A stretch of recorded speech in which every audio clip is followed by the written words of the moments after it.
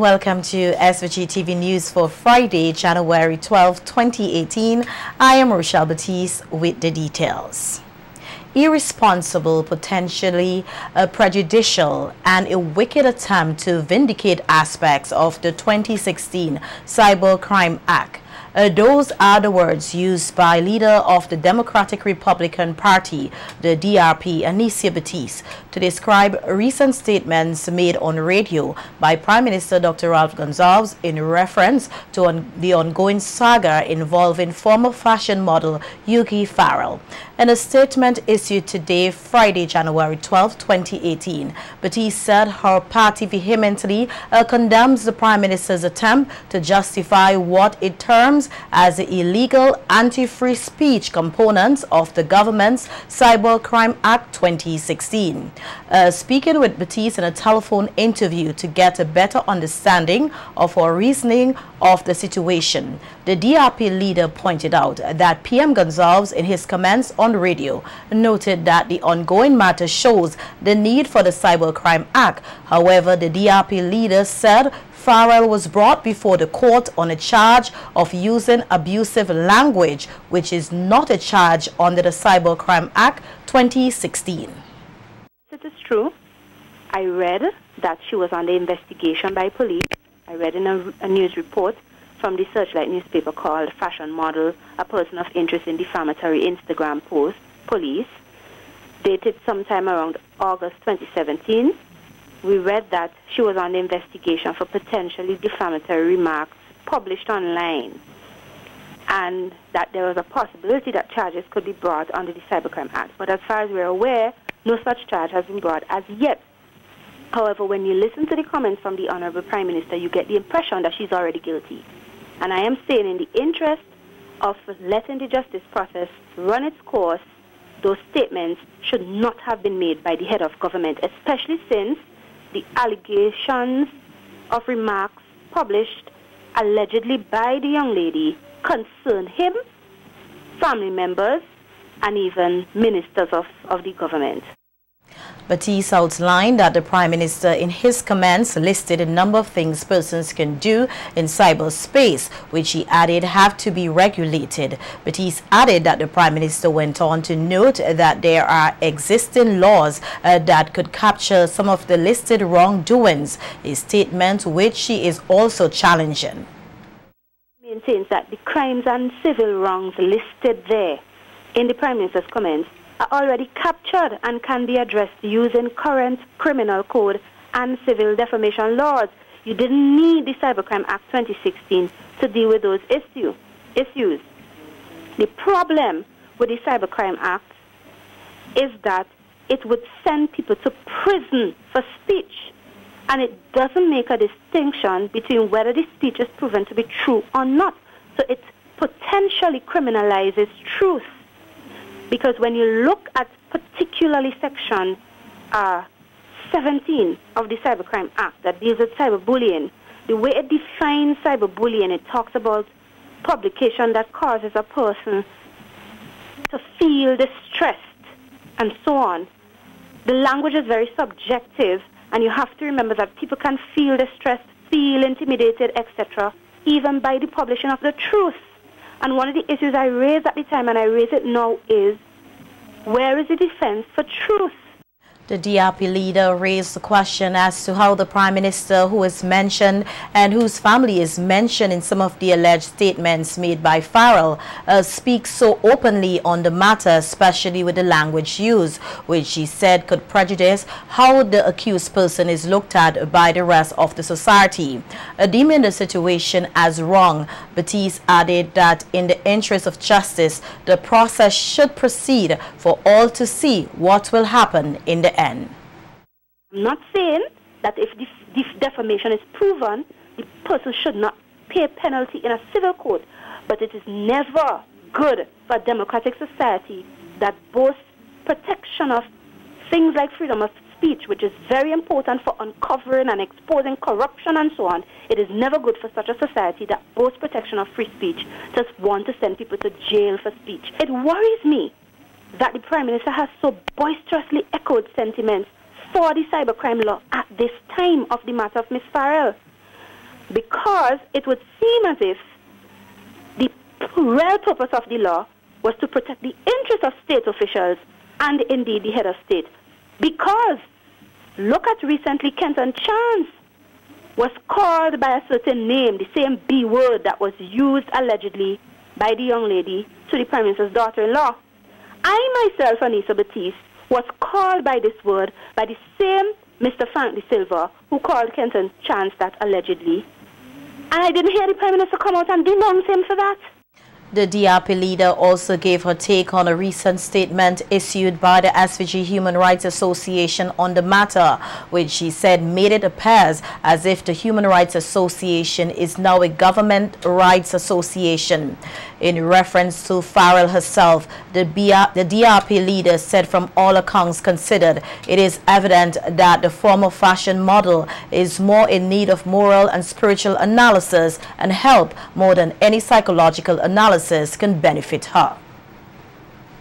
And opposition Member of Parliament for West Kingston, Daniel Cummins, has expressed concern for the former fashion model and his constituent, Yogi Farrell, who was committed last Friday to the mental institution for 2 weeks observation. Cummins, who was speaking on Nice Radio, described the issue as painful. This matter for me is a very painful one. This incident speaks to so many wrongs in our society. This matter speaks to the inability of ordinary folk to access the fairness of our judicial system, to have equal opportunity to get treatment across the board, as is for king and peasant. Cummins questioned the magistrate's decision and inquired if, because he had prior information about Farrell, why he thought it best to send her to the mental health center for observation. Who is the magistrate to determine that this child needs that? And on what basis? Not a shred of evidence presented, or was the evidence presented elsewhere? One has to ask, because one cannot begin to understand what is the basis for that action. Was the magistrate party to information that not even the defense counsel had, that the reporter had not a clue of, that the prosecution presented nothing of, but still the magistrate will decide to take the rights of this young lady, violate it in the most extreme way, and send her to that institution? The opposition MP emphasized the importance of having judicial review in certain instances to ensure rights are not violated. There seems to be a thinking in this country that people in authority, whether they be policemen, judges, magistrates, ministers, that they are the beginning and the end, and they are above the law, and that they do not break the law. And when they do what they do, you can't challenge them. We have become a society, in my judgment, that accepts too easily glaring breaches of the rights of the citizens of this country. And this government has developed a taste for eroding and trespassing and trampling on people's rights with impunity, time and time again. Outlining that a magistrate can act on information not privy in open court, Prime Minister Dr. Raj Gonzalez on radio on Thursday said that such action is not a breach of the law. The Minister of Legal Affairs, who was on WeFM, explained that such a move can also ensure that the accused is not prejudiced in court by certain information. For the doctors to have them admitted, to be able to be evaluated and to have treatment. Yes. And for the police to so act as it has acted, in the past, in several cases, and the law courts. Yes. And the courts may get information from the police to make a determination which is not necessarily canvassed inside of the open court. Yes. Because you have to be concerned most of all about the patient, the person, and you don't want in any way to prejudice their own health or circumstances. Apparently some people think that in the open court the magistrate has to be taking evidence in open court. Look, the magistrate can make a determination, you know, on what he has before him. And the police can give him things. The Prime Minister said the legal counsel for Farrell at the time, Grant Connell, who acted pro bono, could have done some things better and that he was ready to offer him some lessons. This is not during a trial, you know. This is at the stage where somebody is brought to plea. Yes. This is not during the trial. And, you know, I am, as an experienced lawyer in this business, I am just amazed as to how the defense counsel in that matter acted. If he wants to know how he properly should have acted in the interest of his clients, he must call me. I wouldn't give him a free lesson on the telephone. Eh? Yes, yes. I wouldn't give him a free lesson on the telephone, on the radio. I'd like him to come here and have a cup of coffee with me at some appropriate time, and I'll draw all the lot to his attention and tell him how he should handle it in the interest of his client. If anybody doesn't agree, any interested party doesn't agree with a magistrate or a judge's order, you can appeal. In other news, the Ministry of Foreign Affairs, Trade and Commerce issued a statement this evening in relation to what it says are fraudulent accounts created on the social media platforms Instagram and WhatsApp, claiming to belong to the Minister, Sir Louis Straker. According to the statement, these accounts in Sir Louis' name appeared to be acts of malicious individual or individuals and were not sanctioned by the Minister of Foreign Affairs, Trade and Commerce. It says the minister can be contacted through the ministry's official webpage or Facebook page. The ministry is cautioning the general public to be aware of interactions on these platforms by anyone claiming to represent Sir Louis Straker.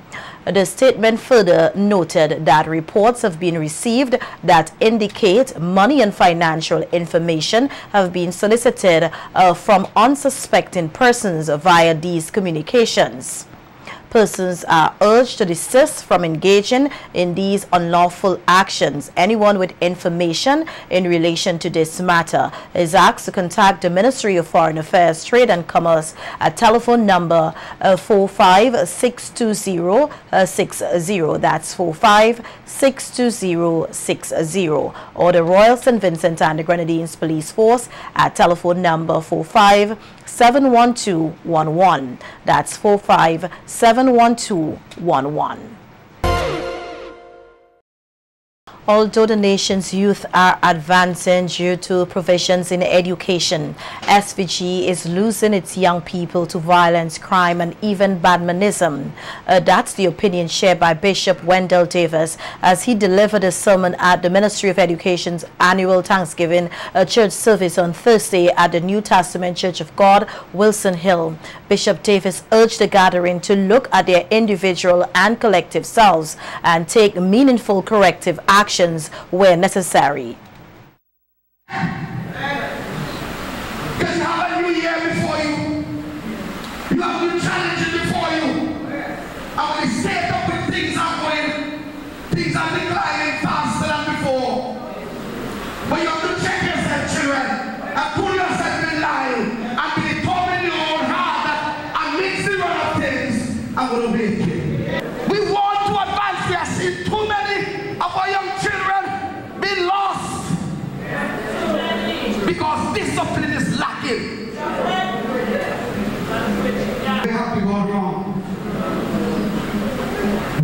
have we gone wrong? What's going to happen 5 years from now? Have you ever thought of it? What's going to happen 5 years from now, 10 years from now, if the trend continues?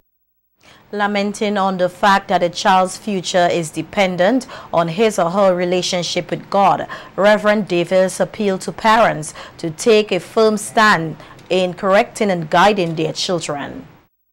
A child cannot be a parent and rule it home. So parents here today, take responsibility of your home. I told the children diamonds last week, I said, last time I checked, I was still new ambulance. I'm calling our children back to a place where respect and morality and Christian virtue and understanding and the ability to say, I'm sorry and accept, I'm sorry for what it means without becoming rebellious and without becoming revengeful. Our country is advancing on the one hand, but we're losing our young people. The bishop further called for a collective approach in ensuring that the nation's youth are brought back in line.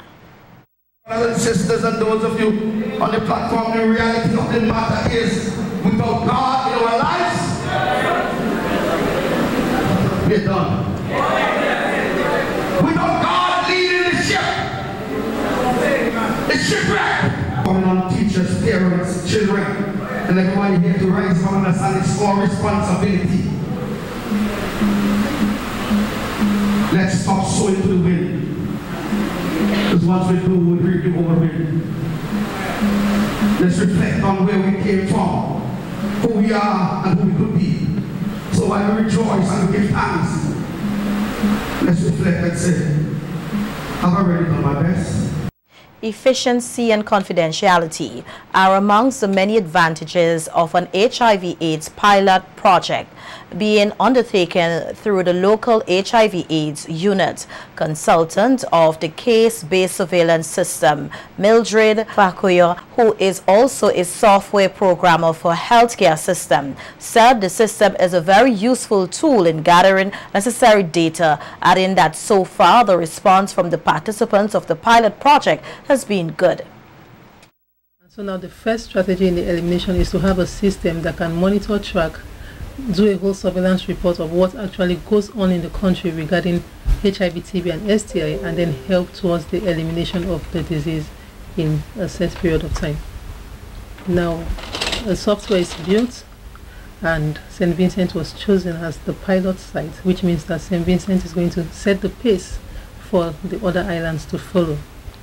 There is a plan to do a relaunch on 29th of January and 30th, where all the other beneficiary countries will be at St. Vincent for the launching of the software. But meanwhile, the software is already in use in some 6 selected pilot sites in St. Vincent. And so far, the report has been good. Given a demonstration on the use of the system, Fakoya highlighted how effective it can be in ensuring the particular needs of a patient. The most interesting part is the monitoring part, where important dates are not missed, like CD4s are supposed to be done every 3 months, viral loads every 6 months, and then we'll find where countries, for maybe technical reasons or maybe somebody forgot, they don't do CD4s the usual time. So the system always raises the flag, and everybody concerned will be alerted that this particular patient needs to do this test at a particular time.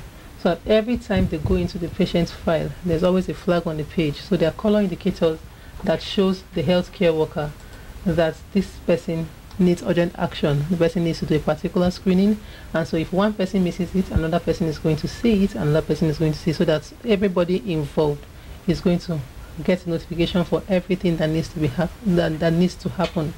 Now, for appointments, the system automatically gives appointments at the set time. So we use the regional standard to program the system to do things automatically based on the standard, international standard and on the regional standard. So the standard actually, if properly followed, is supposed to help in the elimination process. Fakoyo also gave the assurance that the system encrypts all data, allowing for a high level of confidentiality of patients' information. Now, because there are algorithms set for text and code, if you have file systems, somebody who understands the algorithm can use the particular file to look for somebody's record. Now these are paper-based. Somebody can get into a file and get the records. But on the system, everything is encrypted. So no matter who goes into the system, without having the person's testing code, you can't get exactly what you want to get. Now, if you get the testing code, the information or the person's record will not be pulled out because the system uses unique ID, which has been defined as any ID number of any photo ID of the person. And so, except you know the particular ID, you know where the person tested, then that is the only way you can actually get into the system, or you have a login detail. As they move towards the climax of celebrations to mark the 60th anniversary, past and current students as well as other well-wishers of the Mountain View Adventist Academy are being invited to support and embrace the achievements and contributions of the institution during its week of activities slated to commence this Sunday, January 14th. One of the week's activities will be a career fair at the school grounds on Thursday, January 18th, which will feature past students dressed in their old uniforms as well as current students displaying their career choices. And according to Assistant Coordinator of the fair, Trissel February, the event seeks to promote the total development of all students. This institution, we aim at preparing students not only for service to God, but also to humanity. We have invited a number of institutions to be a part of this day of activity.